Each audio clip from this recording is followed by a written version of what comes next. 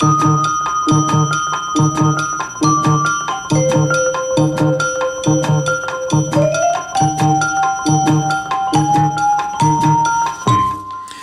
evening. It's Thursday, August 13th. President Trump openly admits today he's blocking funds for the U.S. Post Office to disrupt its ability to deliver mail-in ballots that, if counted, could deny him re-election.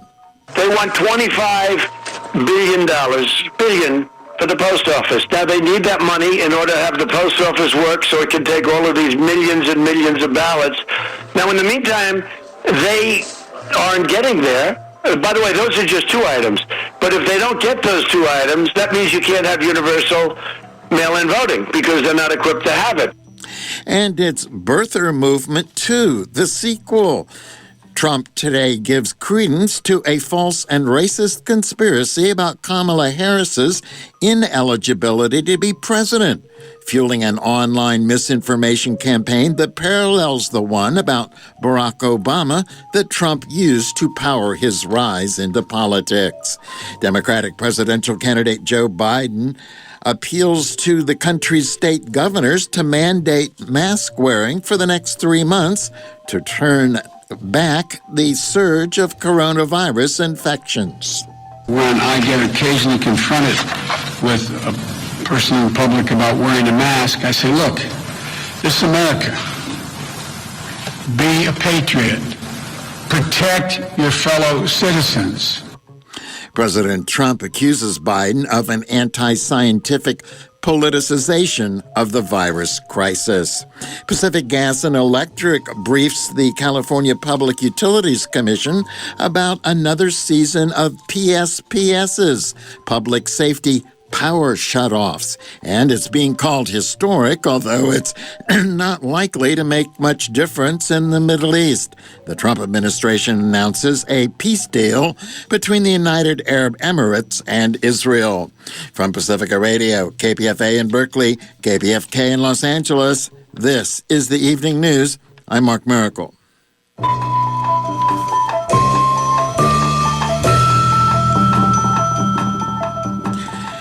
President Donald Trump finally came clean today with the public admission that he's starving the U.S. Postal Service of money in order to make it harder to process an expected surge of mail-in ballots, which he fears could cost him the election. In an interview on Fox Business Network, Trump explicitly noted two funding provisions that Democrats are seeking in a relief package that is stalled on Capitol Hill.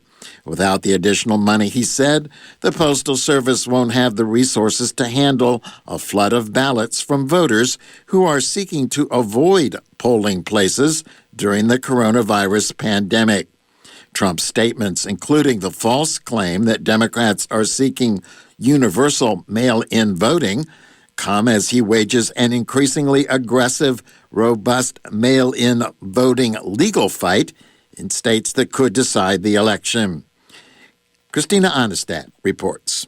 President Donald Trump acknowledges his opposition to more monies for the U.S. Postal Service will starve the agency, a funding Democrats say it needs to process an anticipated surge in mail-in ballots during the November election because of the coronavirus pandemic. Trump is also falsely claiming that Democrats want universal mail-in voting. He made comments during an interview on the Fox Business Network. They want $3.5 billion for the mail-in votes, okay, universal mail-in ballots. $3.5 trillion.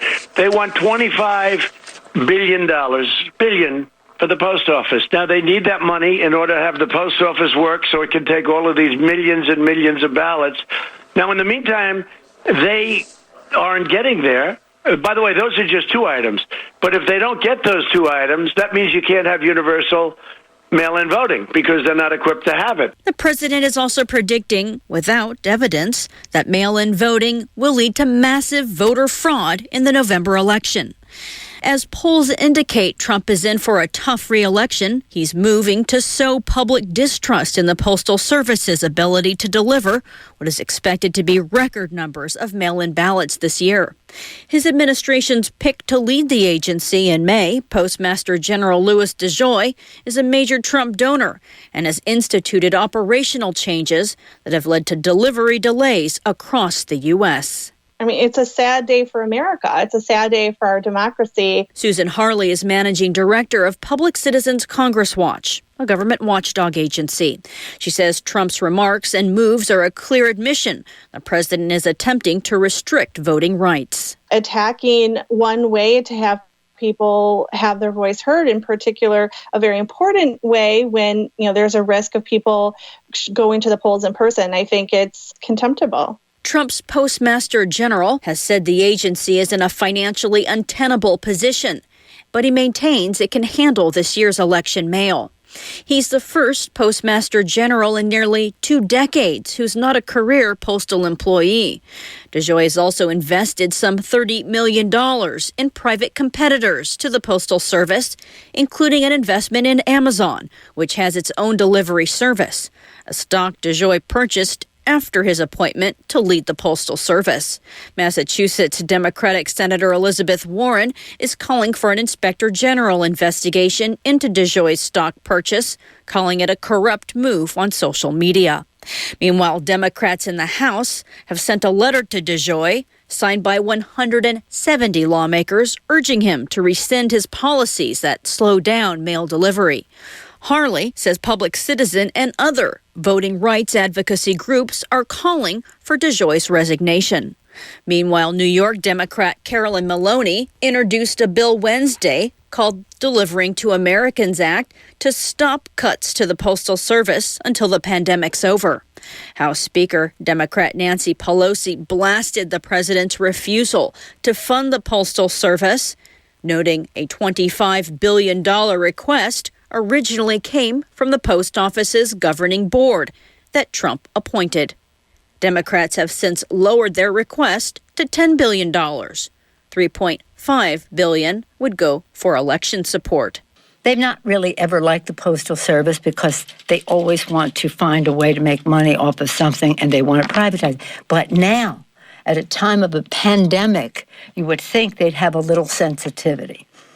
But so obsessed are they to undermine absentee voting that this is their connection there. So the president says he's not putting up any money for absentee voting, and he's not putting up any money for the Postal Service, undermining the health of our democracy. Republicans are also using the courts to subvert vote-by-mail efforts. The Trump campaign, the Republican National Committee, and other Republican groups have sued 2 Democratic-leaning Iowa counties that are making it easy to vote by mail during the coronavirus pandemic. The suit seeks to invalidate tens of thousands of voters' absentee ballot applications. The Republican National Committee and the Republican Party of Rhode Island sued to stop Rhode Island's vote-by-mail plan for the November election. But the U.S. Supreme Court rejected that effort this week. Harley with Public Citizen says public interest groups are also gearing up to use the court system to protect voters and challenge what she calls vote-by-mail suppression.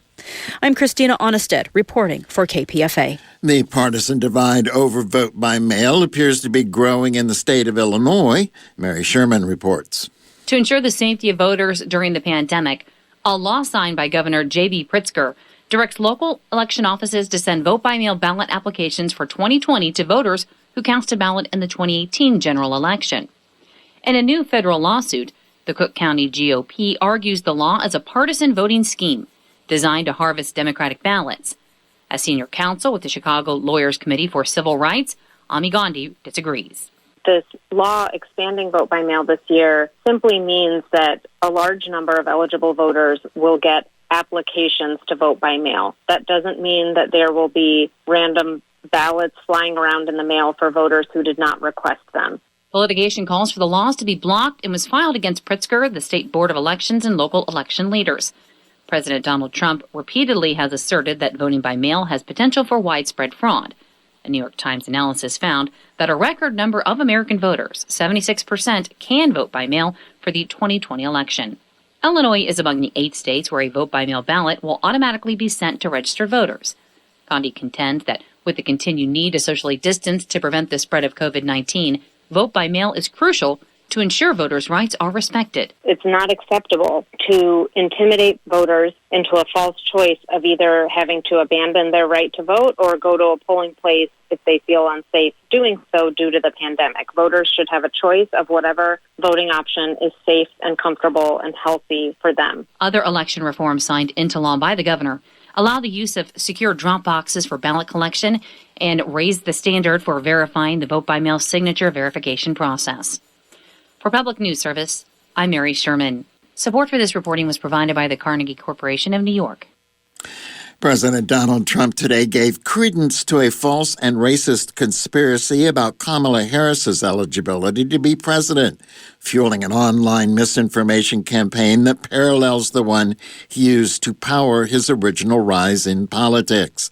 Speaking from the White House, Trump told reporters he had heard rumors that Harris, a black woman and U.S.-born citizen whose parents were immigrants, does not meet the requirement to serve in the White House.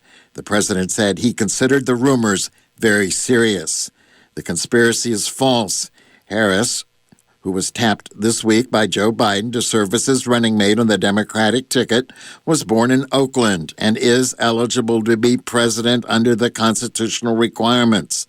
The question is not even considered complex, according to lawyers who have reviewed her circumstances. Full stop, end of story, period, exclamation point, said Jessica Levinson, a professor at Loyola Law School. Let's just be honest about what it is. It's just a racist trope we trot out when we have a candidate of color whose parents were not citizens. Trump built his political career on questioning a political opponent's legitimacy. He was a high-profile force behind the so-called birther movement, the lie that questioned whether President Barack Obama, the nation's first African-American president, was eligible to serve. As we reported yesterday, political newcomer Marjorie Taylor Greene, a supporter of QAnon conspiracies and a purveyor of racism, anti-Semitism, and hatred of Islam, won her Northwest Georgia Republican primary runoff race yesterday, virtually guaranteeing herself a seat in the U.S. Congress after the November election. And as we reported yesterday, she received congratulations from President Trump. We did not, however, report it was a full-throated, enthusiastic endorsement of Taylor Greene. Trump tweeted, "Congratulations to future Republican star Marjorie Taylor Greene on a big congressional primary win in Georgia against a very tough and smart opponent.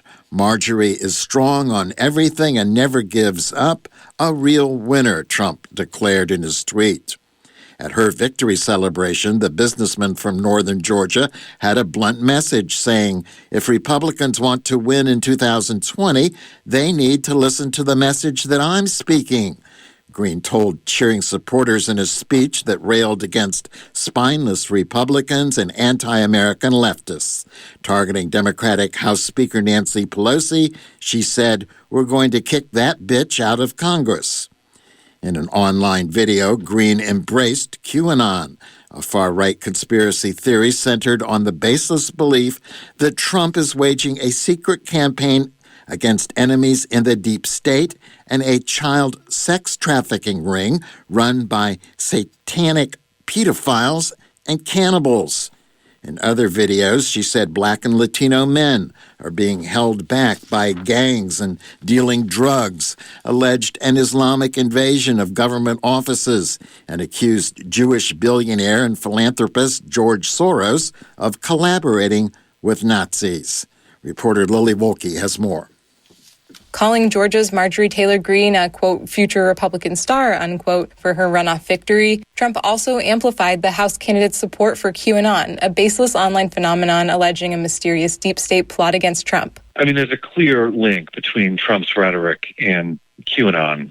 University of Miami professor Joe Yasinski studies conspiracy theories and why people believe them. I mean, when we poll on who likes QAnon, what we find is that it's people who despise the political establishment and think everything is a conspiracy. And this matches Trump's rhetoric perfectly. I mean, his campaign slogan was drain the swamp. Everything's corrupt.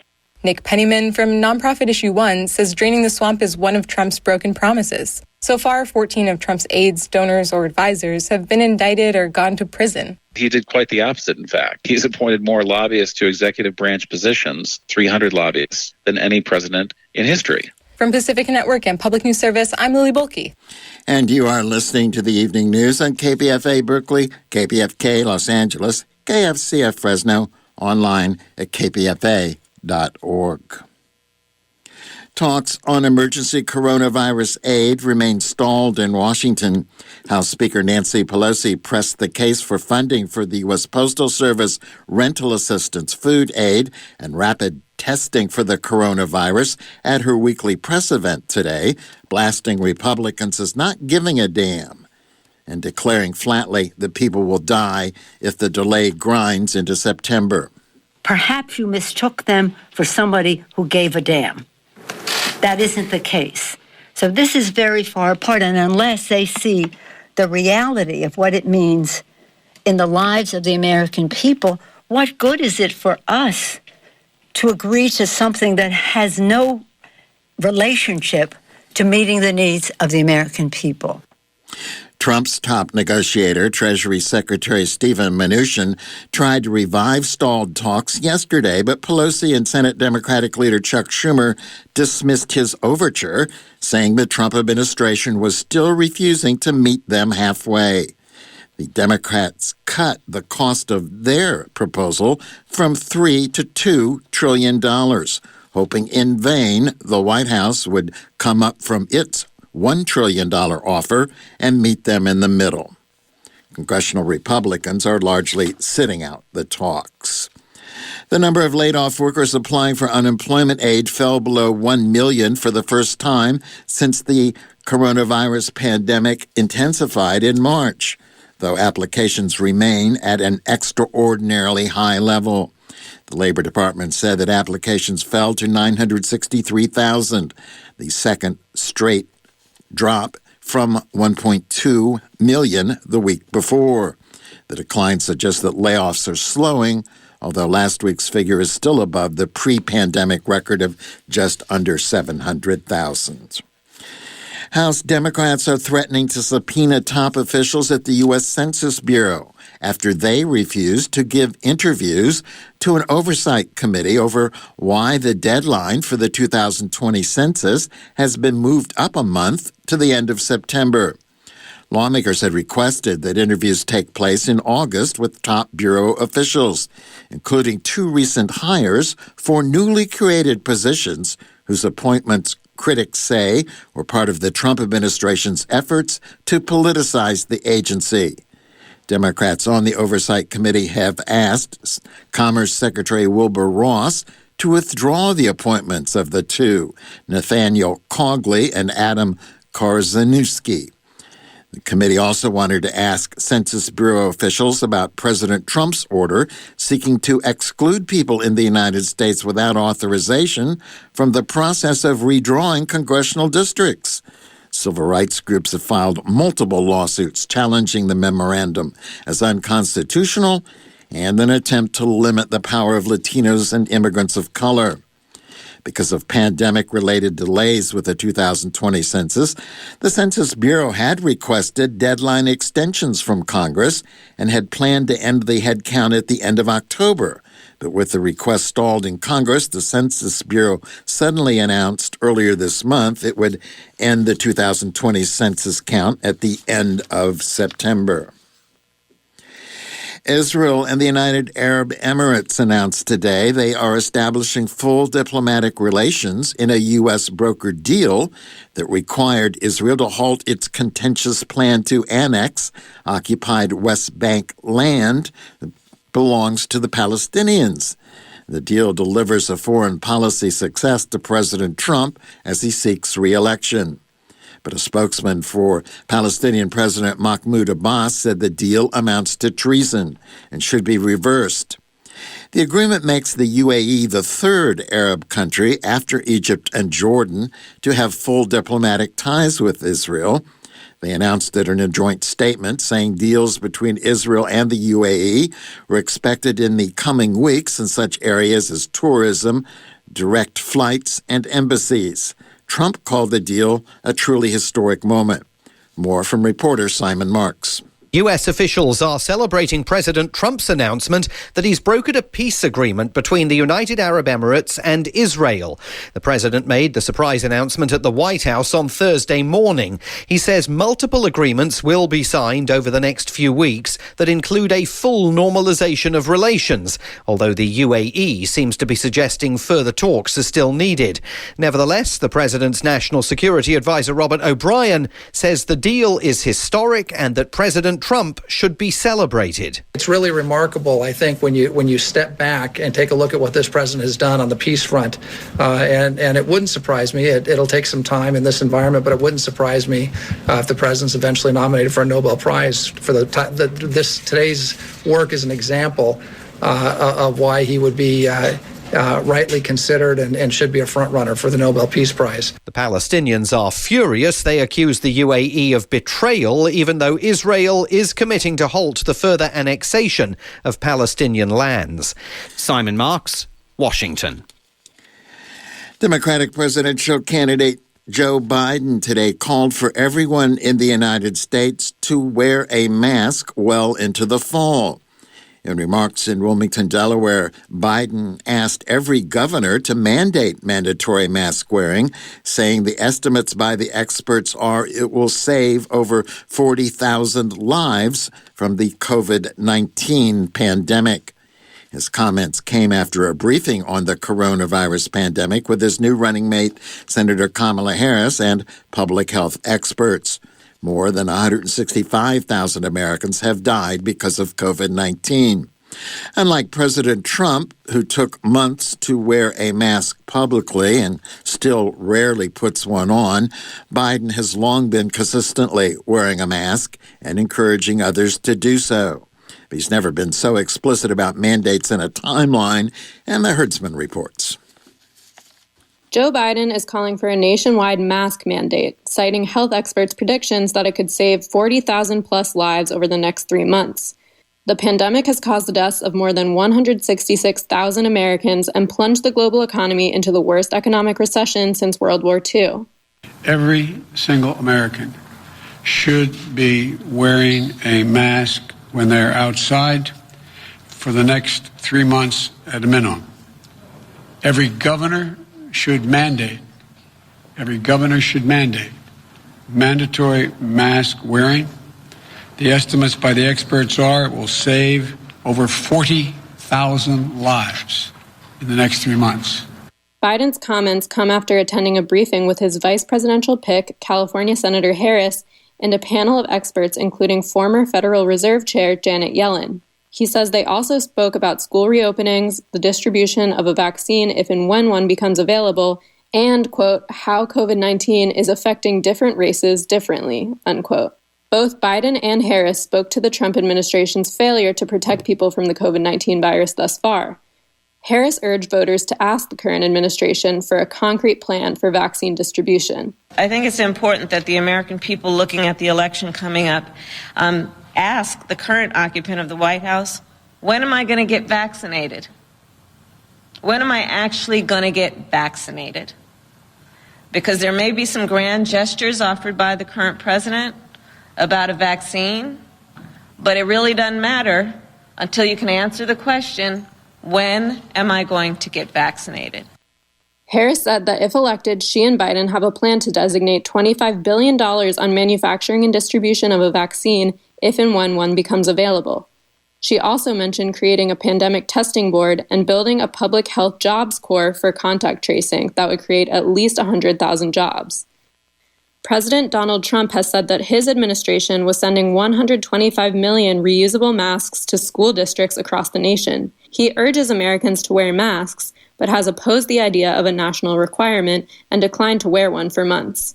On Wednesday, when the U.S. reported 1,499 new coronavirus deaths, the highest number of COVID-19 related deaths in a single day since May, Trump pushed for schools and businesses to continue opening. I'm Emma Herdman for KPFA. In response to Biden's call for governors to mandate mask wearing, President Trump accused him of politicization of the pandemic crisis and of an anti-scientific approach to what should be done.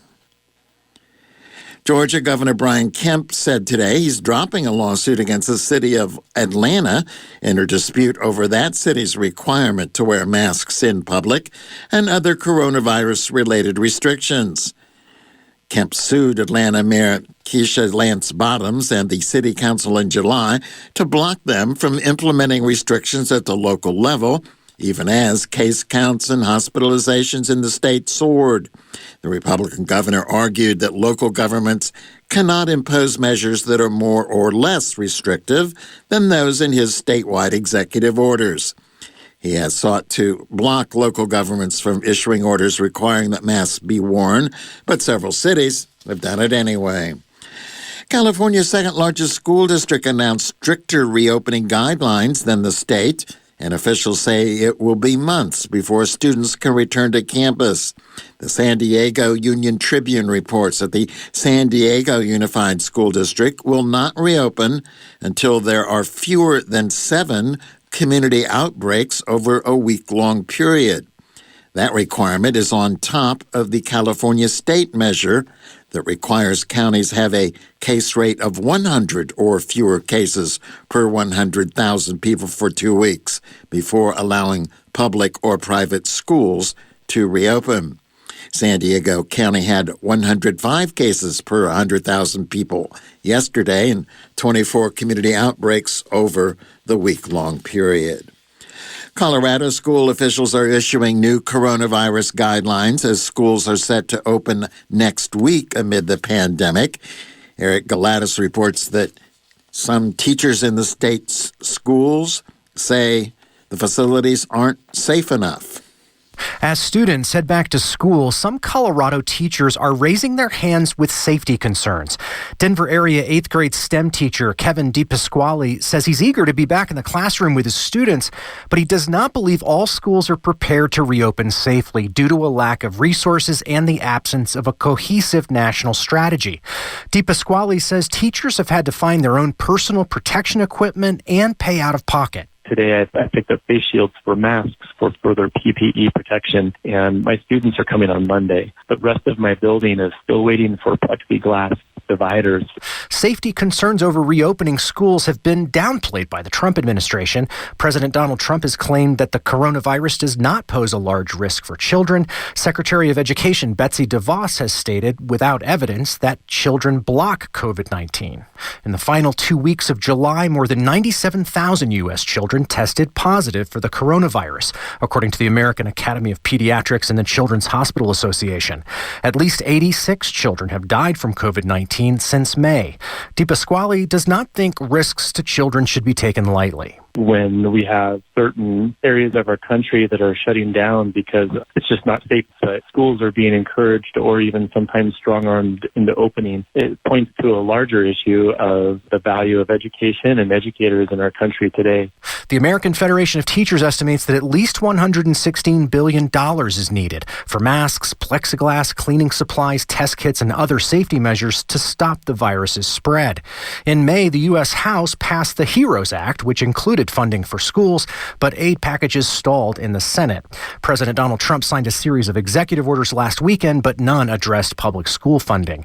In the meantime, DePasquale says teachers and staff will do their best and bear extra costs to stay safe.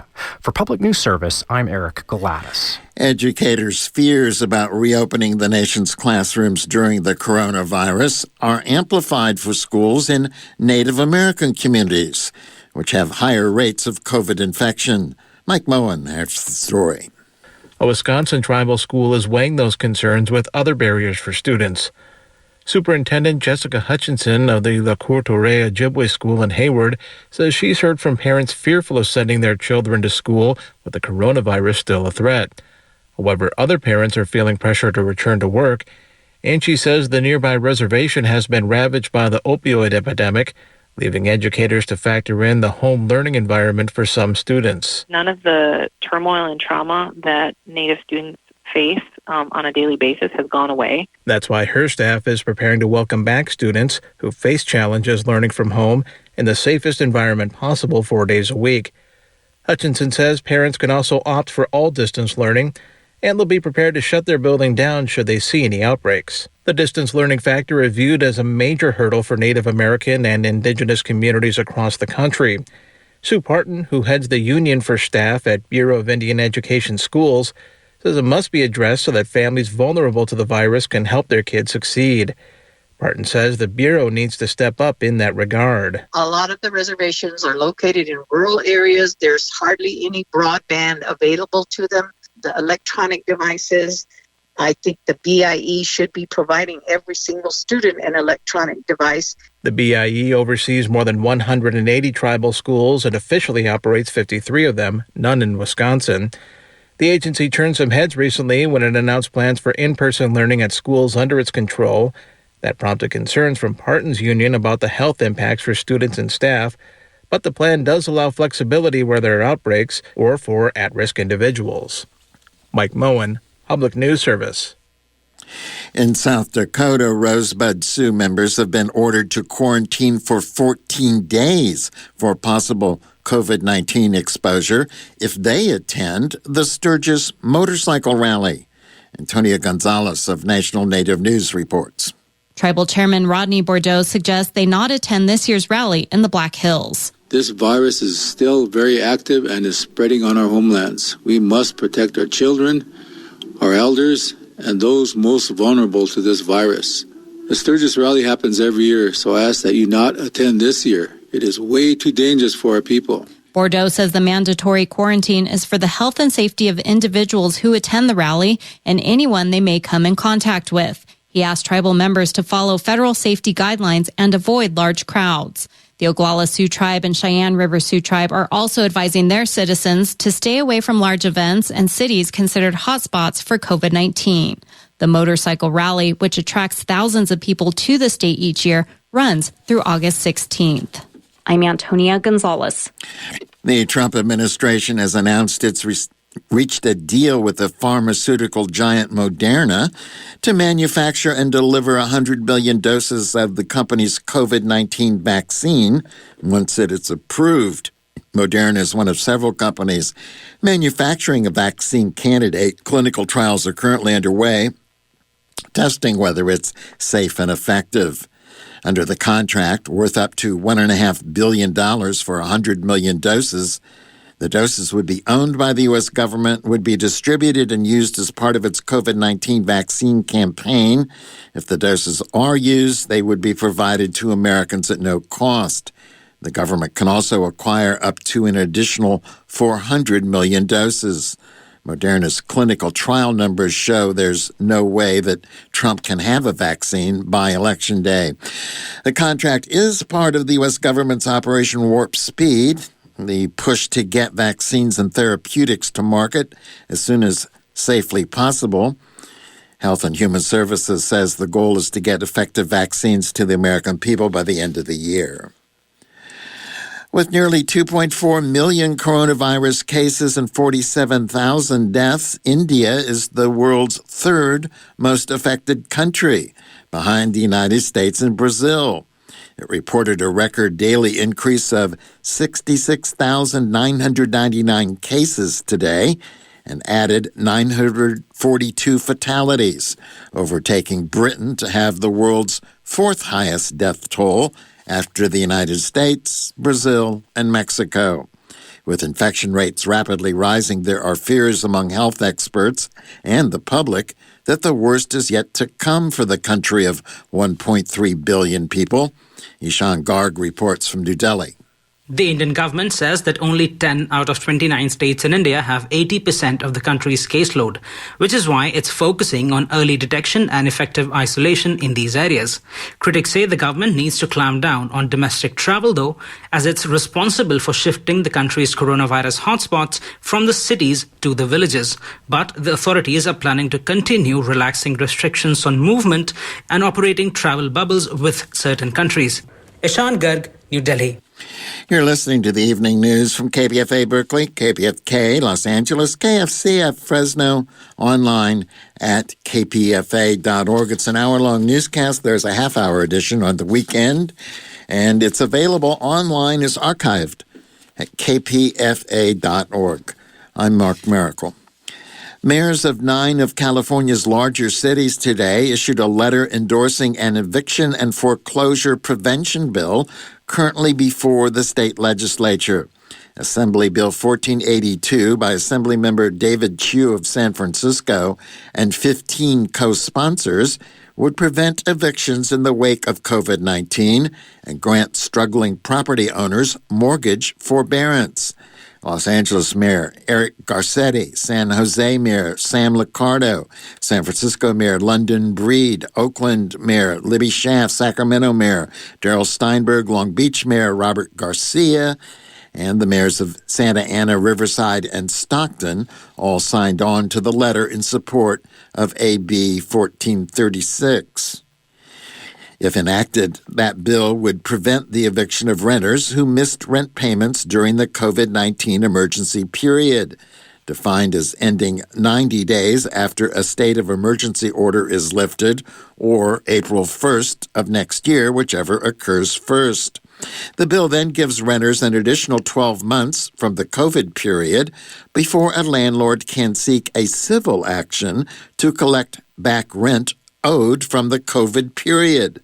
But those civil remedies would not include eviction. The bill also helps struggling borrowers with non-federally backed mortgages to receive up to 12 months forbearance for properties with 4 units or less.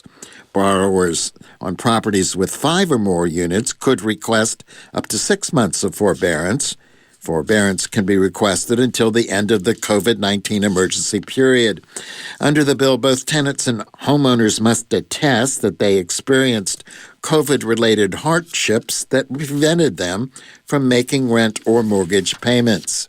The bill encourages agreements between renters and landlords so that legal action is unnecessary, and renters can pay back their landlords if they are able to resolve the situation early.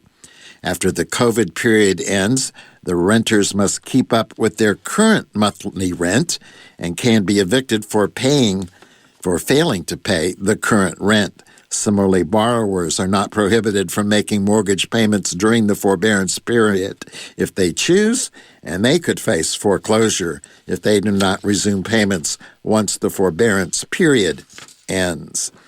Meanwhile, the group Tenants Together and its coalition of 45 member organizations are demanding the extension of a moratorium to prevent tenant evictions amid the COVID-19 pandemic and to allow the passage of AB 1436. Daniel Whitty has the story. California's eviction moratorium set by the Judicial Council could be lifted this Friday when the council votes whether or not to extend it until September 1st.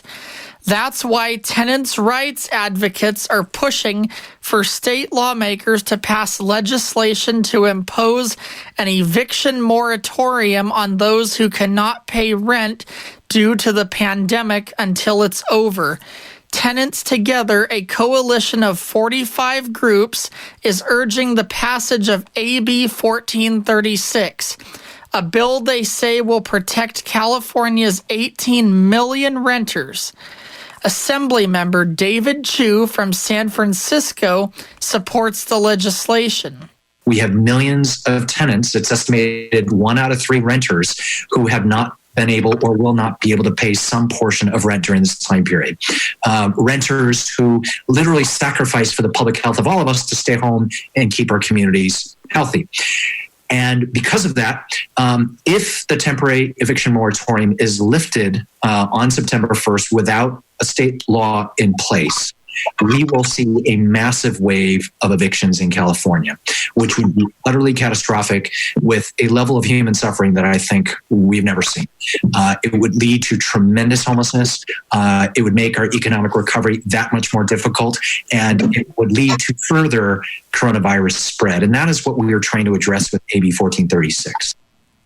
AB 1436 would give tenants a year from when the state of emergency is lifted to pay back rent missed.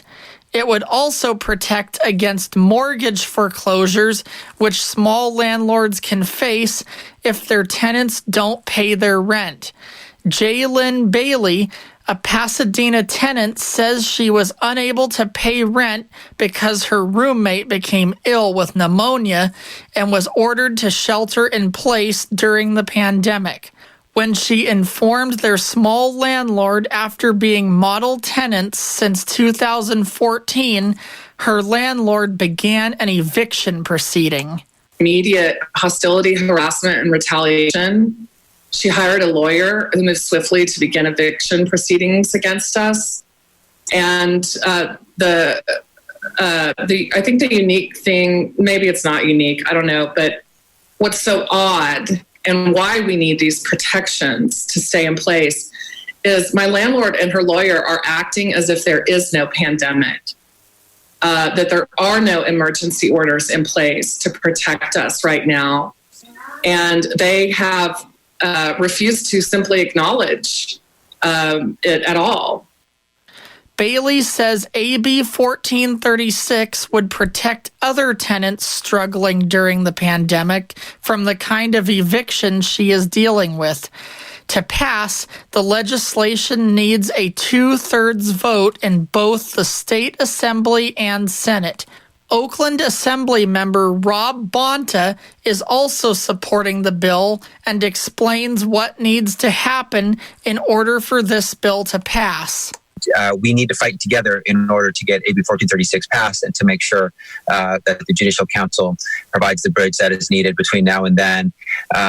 We can only get these things done if we're magically having that, what I call that inside-outside game, where we have legislators championing the issue and our advocates fighting with us, and side by side we can lift up anything. For KPFA News, I'm Daniel Whitty. Los Angeles County officials are set to launch a $100 million rent relief program next week for low-income renters affected by the coronavirus pandemic. KPFK Radio's Ernesto Arce reports. The money comes from federal COVID-19 relief funds to be managed by the LA County Development Authority and will be paid directly to landlords to settle unpaid rent. County officials said they hope the program will help 8,000 to 9,000 households. The program will open Monday and remain open for 2 weeks to provide emergency rental assistance for low-income renters who are struggling as a result of the health and economic crisis. A lottery for eligible applicants will be held at the end of the application period. Los Angeles residents are not eligible as the city received its own allocation of federal funds for its residents. The program will apply to residential properties only. Residents unable to pay their rent and living on 30% of the median income can receive up to $10,000. Those at 50% of the median income can receive up to $7,500. In Los Angeles, I'm Ernesto Arce, Pacifica Radio, KPFK. And this is the evening news on KPFA Berkeley, KPFK Los Angeles, KFCF Fresno, online at kpfa.org. Hey everyone, this is Brian Edwards-Teekert. And I'm Kat Brooks. Weekday mornings we host Upfront. 2 hours of conversation about what's in the news and what should be. Politics, technology. Prisons, police. What's happening in City Hall and at the State House. In Washington and in the streets. That's starting at 7 a.m., right after Democracy Now! On Upfront.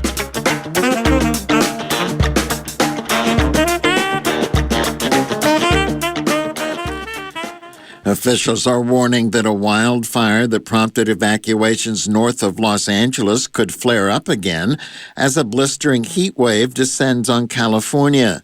An enormous plume of smoke was visible across much of Southern California after the fire broke out yesterday in dense forest land.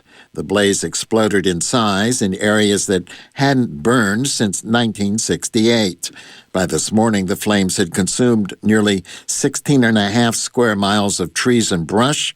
There was no containment. A fire official says it's expected to be a major fire for several days. PG&E, Pacific Gas and Electric Company representatives briefed the California Public Utilities Commission today on the temporary power shutoffs anticipated during wildfire season. Temporary power outages are expected in 5 high fire areas located in 7 of the 9 Bay Area counties, as well as Lake Mendocino and Humboldt counties. PG&E representatives say their customers should expect shutoffs again this year, but they will likely be smaller and shorter in duration than the ones in 2019. KPFA's Chris Lee reports. PG&E serves 47 counties in California, 42 of which have high fire zones. This year's wildfire season is expected to be especially challenging. According to CAL FIRE, around this time last year, the state had experienced about 3,000 individual wildfires. This year, CAL FIRE has counted over 6,000 wildfires. Mary Bell Batcher is president of the California Public Utilities Commission, which oversees PG&E's efforts to prepare for the wildfire season. With climate change-driven weather events, our wildfire seasons are starting earlier and ending later, and they are persistently more severe. After a dry winter and warm spring, we are likely in store for a long and difficult wildfire season.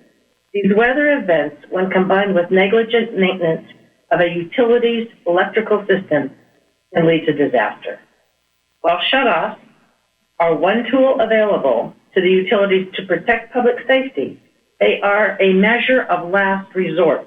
Batcher says the convergence of wildfire emergencies with the COVID-19 pandemic could have especially disastrous consequences for medically vulnerable people who depend on electricity to power the medical equipment that keeps them alive. Last year, 2 million people were affected by PG&E's temporary power outages in an effort to reduce wildfire risk from its aging equipment. Batcher also emphasized that PG&E's haphazard way of alerting its customers of power shutoffs cannot be repeated this year. Of the 9 Bay Area counties, 7 are expected to be impacted, as well as Lake, Mendocino, and Humboldt counties. Michael Lewis, interim president of PG&E, says the utility has partnered with community-based organizations to help get the word out about wildfire readiness. I take full accountability of what's happened in the past, and I will take full accountability for what's going to happen in the future. It's our intent to not only meet your expectations, but to exceed them this year. As soon as we restored the last customer affected by PSPS event last fall, we made a commitment to our customers, the communities we serve, and this commission that PSPS events this year will be smaller in size, shorter in length, and smarter in execution for our customers. Lewis says that PSPS, public safety power shutoff events, are expected to be 30% smaller than last year and will last 12 hours, not 24 hours. As part of its wildfire mitigation efforts, he says the utility has doubled its helicopter fleet and have added 2 new airplanes equipped with infrared sensors, allowing them to inspect power lines at night. Additionally, he says PG&E has installed 100 cameras in high fire areas and plans to install an additional 200 by the end of the year to increase situational awareness.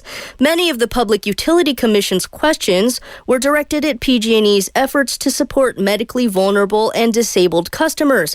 Lori Giamona, Senior Vice President of PG&E, says they are working with the CFILC, California Foundation for Independent Living Centers, to distribute batteries to provide backup energy in the event of a shutoff. She says they have so far identified 13,000 medically vulnerable customers. By September, we will have procured 3,000 batteries. Now, I realize that feels like a 10,000 delta. That's why we're working with, not everyone needs a battery, as our customers have indicated. We're also going to be leveraging the CFILC to provide other services for customers where a battery might not be appropriate. COVID has slowed the supply chain down. Gimona also says the utility plans to provide hotel vouchers and food stipends and diesel backup generators to support essential services like emergency shelters, food banks, and COVID testing sites. In the event of a shutoff, PG&E says customers will be notified 3 times, 2 days ahead of the event, 1 day before, and immediately before the power shuts off. PG&E claims it is on track to meet its mitigation targets. However, if the utility doesn't deliver on its promise to do a better job this year, it could be replaced. In July, the California legislature approved SB 350, which authorizes the Public Utilities Commission to replace PG&E with Golden State Energy, a publicly owned nonprofit should the utility fail to overcome bankruptcy or fail to safely operate its energy services. I'm Chris Lee, reporting for KPFA.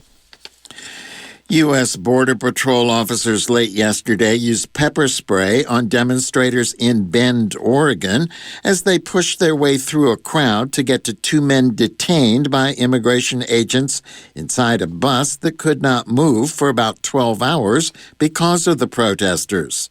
Today, people again gathered in the central Oregon city to decry the actions by federal agents, question the role of local law enforcement the night before, and to listen to a message from the 2 families whose husbands and fathers were detained. The men under detention were removed by 20 Border Control officers yesterday, and their whereabouts and identities were not clear today. Immigration attorney Michaela Guthrie said the detained men have lived in Central Oregon for over a decade. An ICE spokesperson, Tanya Roman, said in a statement that the 2 people arrested had histories of criminally violent behavior, although Roman did not offer any specifics. Oregon has a sanctuary state law that prohibits state and local resources from being used to assist federal immigration enforcement. Officials say protesters and police clashed in downtown Portland again in a demonstration that lasted into the pre-dawn hours this morning. Some in the crowd set afire and lit fireworks outside a federal courthouse that's been a target in the months of conflict for in Oregon's largest city. Police shot tear gas to try to break up the crowd of several hundred people that demonstrated near the courthouse and the neighboring County Justice Center and a nearby police station. Some protesters were detained. One officer reportedly suffered a hand wound described as serious, and several other officers suffered non-specified injuries. Thousands of people were back on the streets of Belarus's capital of Minsk today to keep protesting against a vote that extended the 26-year-old rule of the country's authoritarian leader Alexander Lukashenko. The government has staged a brutal crackdown on peaceful demonstrations. Nearly 7,000 people have been detained and hundreds have been injured in the police crackdown on demonstrators protesting the official results of Sunday's ballot that gave Lukashenko 80% of the vote and his top opposition challenger only 10%. Opposition leaders and international election observers have decried the vote as rigged. EU foreign ministers will meet tomorrow to consider possible sanctions. Lithuania's foreign minister Linas Linkevičius told Sky News that it's time for political action against Belarus. I personally think that yet another statement about deep concern will not fly, and, doesn't work, basically. But definitely, if we mean what we're saying, it should be some political consequences. The Interior Ministry reported 700 new detentions late yesterday and then overnight, bringing the total number of detainees to 6,700 since Sunday. U.S. Secretary of State Mike Pompeo said the election in Belarus was not free or fair, and he urged the government to refrain from violence against peaceful protesters. New data shows Britain's economy has entered recession for the first time since the Great Recession of 2008-2009. The country has suffered the deepest recession among the world's top economies this year, shrinking by a fifth in the second economic quarter alone, when much of the economy was on lockdown as part of efforts to contain the coronavirus pandemic. Feature Story News' Ollie Barrett reports from London. Its economy shrank 20.4% in quarter two compared to the first 3 months of the year as the full effect of coronavirus lockdown measures was felt. It's the biggest slump on record for the UK economy. Paul Johnson from the Institute for Fiscal Studies says it's an unprecedented situation. The deepest recession essentially in the whole of our history, way out of line with anything that has ever happened before. Indeed, over this quarter, the economy is about the same size as it was back in 2004. But it's one reason you might hope for positive news if and when we get rid of the virus, because this was not reflecting any underlying problems with the economy. Ollie Barrett, London. A report by the State Department's internal watchdog confirms news accounts that staffers at the U.S. Embassy in Britain have accused Woody Johnson, owner of the New York Jets and the U.S. ambassador, of making insensitive and inappropriate remarks. The department's Office of the Inspector General called for further investigation into the allegations against Johnson, a friend and campaign contributor to President Trump. Johnson denies the charges, and State Department officials replied to the watchdog office that no further investigation is necessary because Johnson is well aware of his responsibility to set the right tone for his mission. While the Office of the Inspector General said it continues to believe the State Department should further examine Johnson's alleged conduct, the State Department said it considers the matter closed. The report provides no details about the alleged comments by Johnson, which officials learned about during a periodic review of the embassy. It said that employees alleged that the ambassador sometimes made inappropriate or insensitive comments on topics generally considered equal employment opportunity sensitive, such as religion, sex, or color. Two current U.S. officials told the Associated Press in July that they had witnessed or were aware of behavior by Johnson that colleagues had found to be bullying or demeaning. One former embassy employee said Johnson's questionable behavior and comments toward and about women and minorities were not isolated and were witnessed by numerous staffers on a weekly, if not daily basis. That former employee and the other officials spoke on condition of anonymity. The investigation report released does not address the allegations related to the British Open golf tournament, which Trump and Ambassador Johnson have denied.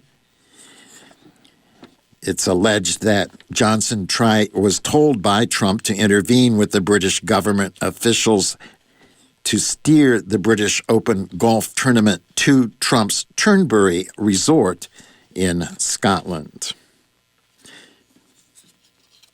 Farmers across a wide swath of Iowa are beginning to assess the damage from a rare windstorm that destroyed many of their crops.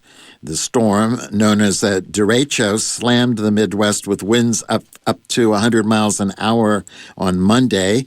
It ripped through Iowa farm fields. Farms in Illinois and Indiana also reported crop and property damage, not to the extent seen in the state of Iowa.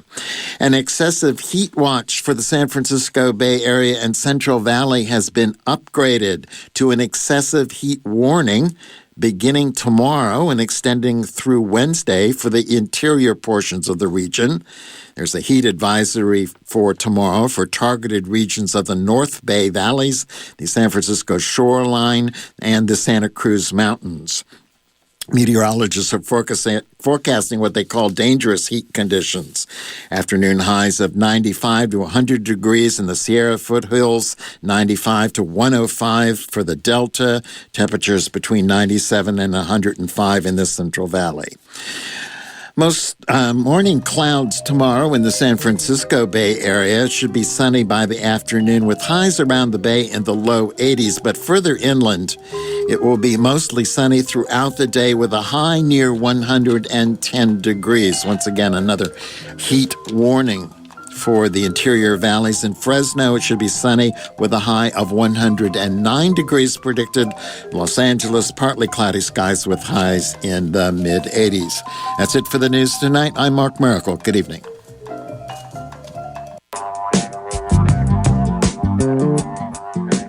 This is a community announcement for August 2020. Help is always available on San Francisco Suicide Prevention's Crisis Hotline at 415-781-0500. The National Suicide Prevention Lifeline is 1-800-273-8255. For more information, visit sfsuicide.org or suicidepreventionlifeline.org. This COVID Coping Community Calendar is produced by the First Voice Apprenticeship Program. Please send your listing for consideration to KPFA at 1929 Martin Luther King Jr. Way, Berkeley 94704, or email calendar@kpfa.org. To hear this calendar again, call 510-848-6767 extension 621, or view it online at kpfa.org.